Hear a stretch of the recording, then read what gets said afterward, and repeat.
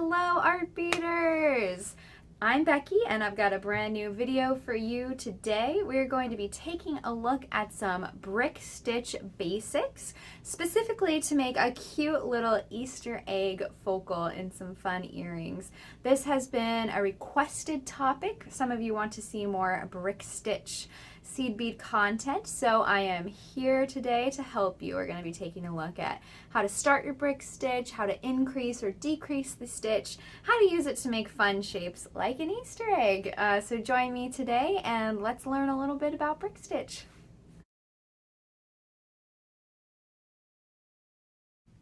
Okay, I'm going to show you how to brick stitch this cute little Easter egg for these fun little spring themed earrings. And it's really easy to get started. I'm going to start the stitch in the center of the design with a ladder stitch, and then I will decrease the stitch on one side and then weave back and decrease the other stitch on the other side to create the whole Easter egg shape. Got a nice little graph pattern here, and this just shows you kind of the color pattern. It's a really simple color pattern, so I don't have any letters on here or anything. It's pretty easy to follow. And like I said before, I'm going to start in the center of the stitch. So I'm going to ladder stitch this center row of beads. And you can see here, turned this way, it's kind of a peyote stitch, but a shape like this I feel is easier to brick stitch. So keep in mind that I'm turning this pattern to the side, starting here with a ladder stitch, and then I'll be working my way up. So let's get started. So I've got Toho 1G thread, and I'm also using Toho Aiko 11/0 precision cylinder seed beads. These are really, really nice, high quality seed beads, and they're great to brick stitch with because they line up so smooth and so nice in the stitch because they're really consistent and uniform in size and shape. So I'm just cutting my thread here. I'm working with about an arm span. That will be more than enough for a small project like this, and I'm going to add my thread, my needle to my thread, and then we will get started. All right, so to start off any brick stitch, you're going to start with a ladder stitch. So I'm going to start with these 2 beads for my ladder stitch. And remember, I'm starting in the center row of the Easter egg. And I'm going to pull those down, not all the way off my thread, but to almost the end, but you're going to leave a tail of thread so you can weave that tail back in to the body of the piece,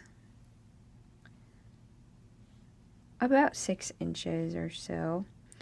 And then I've got my beads on there. You're going to come up through that first bead added, and this will kind of loop the thread in on itself and kind of put the beads in place in that ladder position. And then you're going to go down through the second bead, and that's going to lock this shape in place even more and get you ready to add the next bead in the ladder. My next color is a pink color, so I'm going to pick up a pink bead, and I'm just going to loop back around through that bead that my thread is coming out of. Super simple way to start a stitch, the ladder stitch. I've got that bead on there, and I'm going to go back up through it. That's going to reinforce that shape and get me in position to add the next bead. My next color is the white color, so I've picked up that white bead. I'm going to go through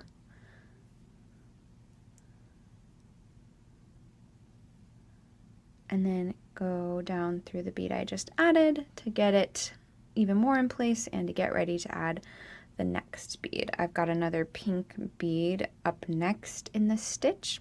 So I've picked up that bead. I'm going to come back through, loop through the bead I'm already coming out of.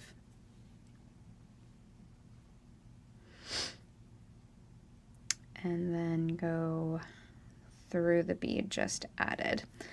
I like to start in the center with stitches like this because it makes it easier to start the brick stitch. If you're starting with the widest row, it's easier to decrease. So like if you started your brick stitch on a row that only has 2 beads, it's going to be a little bit trickier to start the next row of beads, which might be an increasing stitch. So it's just easier to start with the widest row in the brick stitch. That way it's easier to just build on that wide row.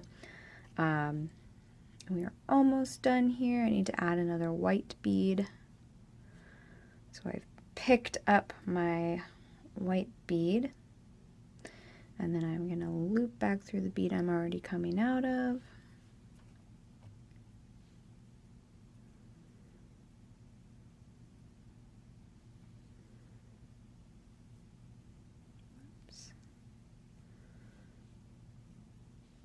And then go down through that bead just added. And then I'm just adding 2 more purple beads to this row.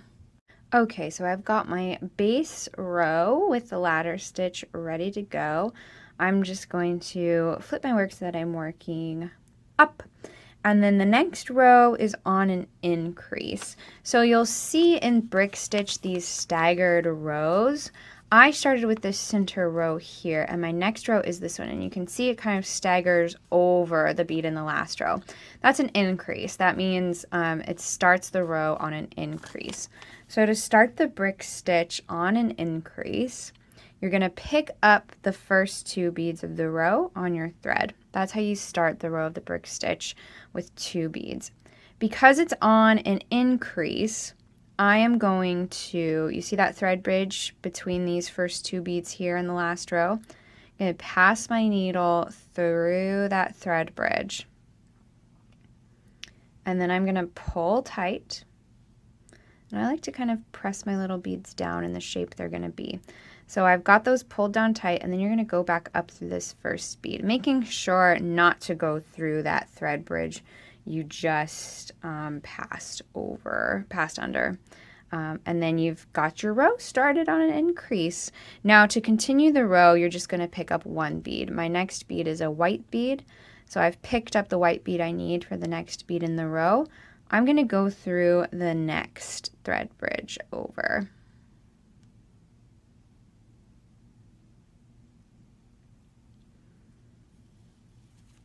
And then pull tight, and then go back up through the bead, making sure not to pass back through that thread bridge or your bead will just fall off, which is not ideal. My next bead is a pink bead, so I've picked up a pink bead, and I'm going to add that one. And you just keep going like this. This row ends on a decrease. It started on an increase, but it ends on a decrease, which means the last bead is staggered to the inside of the row below it. And that's really easy to end a row on a decrease. So I'm just going to pick up the bead I need like I've been doing, and then just add it like normal. So it's really easy to end the row on a decrease.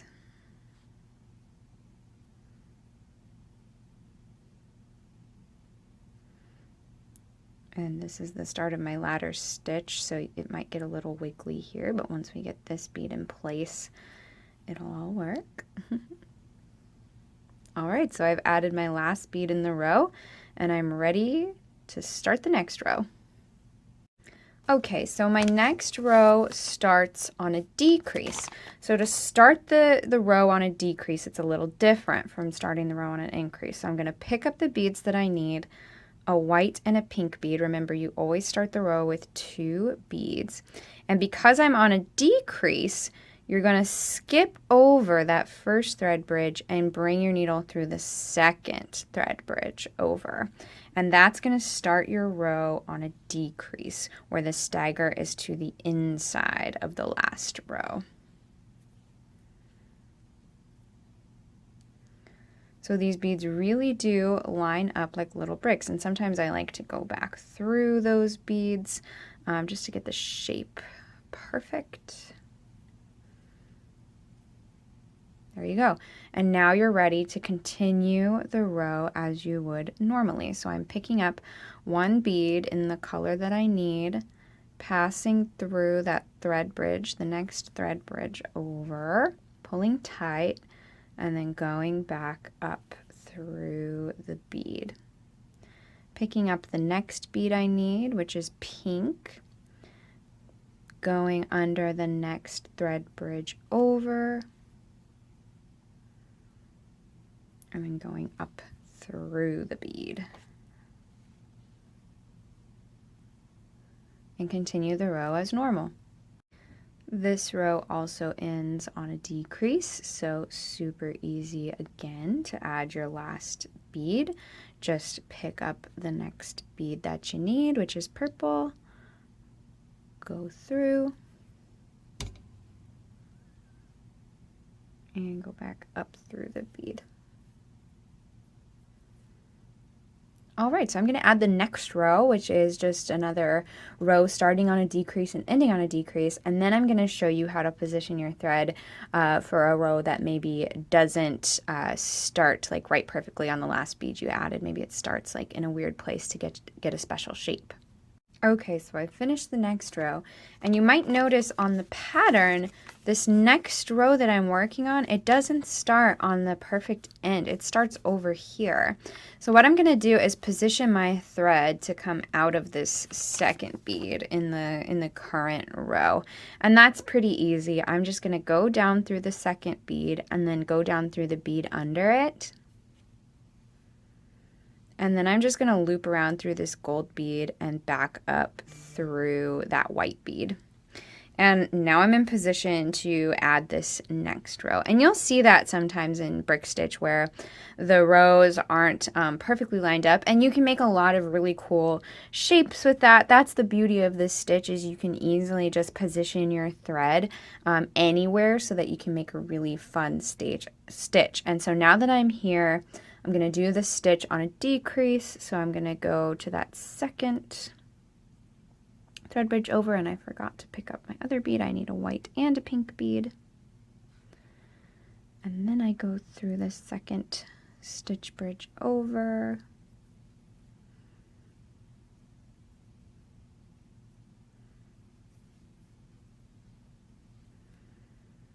Going back up. And I'm going to go back down and up to reinforce the shape of these.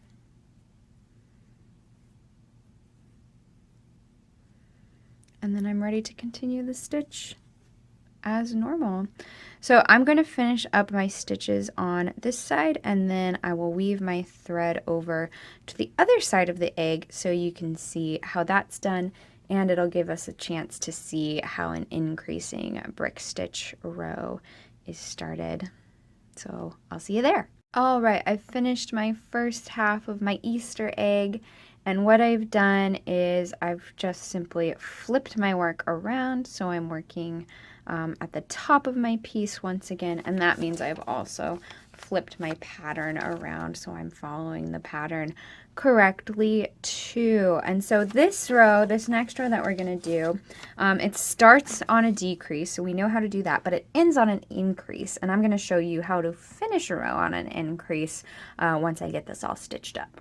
All right, so we're just about to finish up this row. I'm going to add this bead here, but there's one more bead to add to this row because this row ends on an increase. So I've got that bead added, but you'll notice in the pattern that there's a bead staggering over the last bead in the last row. And so to end your row on an increase is also really easy. So I'm going to pick up that last purple bead that I need, and I'm just going to go through that thread bridge I've already gone through in the last stitch under the bead I just added. So you just bring your needle through that thread bridge that's already covered by the last bead you added.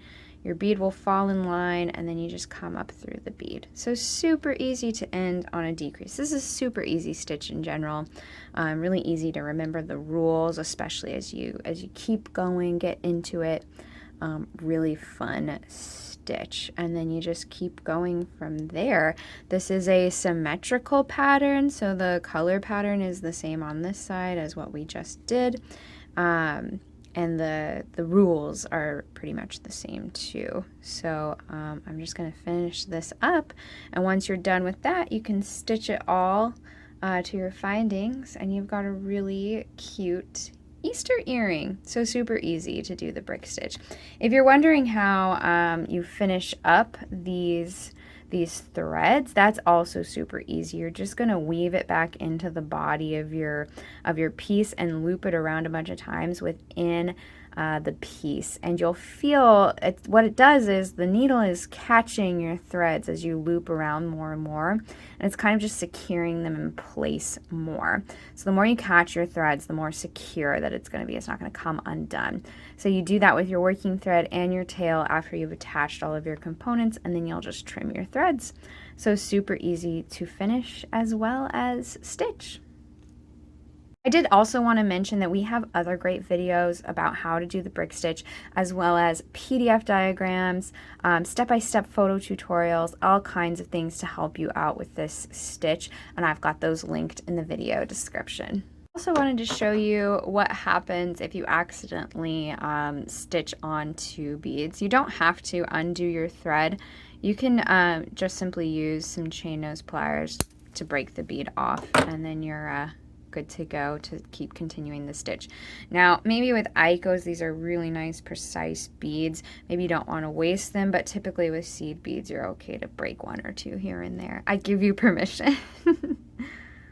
Thank you guys so much for watching. I hope that video was helpful to you. Hopefully you learned something new about brick stitch. Please let me know if you have any more questions, and give us a like and a comment. Just let us know you watched. We love hearing from you. And as always, please make sure to subscribe to our channel so you're the first to know when videos like this are out. Thank you so much, guys, and I will see you next time. Bye.